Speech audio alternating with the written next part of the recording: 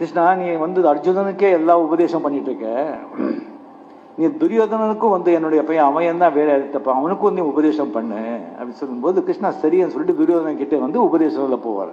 அப்போ துரியோதனா சொல்றான், இதை பாரு கண்ணா, எனக்கு எது நல்லதும் தெரியும், எது கெட்டதும் தெரியும், எது தர்மம் தெரியும், எது அதர்மம் தெரியும், எது செஞ்சா புண்ணியம் தெரியும், எது செஞ்சா கர்மம் தெரியும். ஆனா செய்ய முடியல, நான் செய்ய மாட்டேன். அங்க அர்ஜுனன் சொல்லி ஒருத்தர் இருக்கான், அவன் நல்லதும் தெரியாது கெட்டதும் தெரியாது, எது செய்யணும்னு தெரியாது, எது செய்யறதும் தெரியாது, அவன்கிட்ட போய் நீ சொல்லு அப்படின்னு துரியோதனா. அர்ஜுனன் நிஜமா அவன் எல்லாமே சரண்டர் ஆயிட்டான், அவன் ஆத்மாவும் சுத்தியா இருந்தது. அதனால்தான் கிருஷ்ணா அந்த சொன்னது எல்லாமே அவருக்கு பகவத்கீதை அவர்கிட்ட சொன்னாங்க. ஸோ ஒரு விதத்துல நாம எல்லாரும் துரியோதனர்கள் தான். நமக்கு தெரியும் எது நல்லது செய்யணும், எது கெட்டது செய்யணும் சொல்லி, ஆனா செய்ய மாட்டோம்.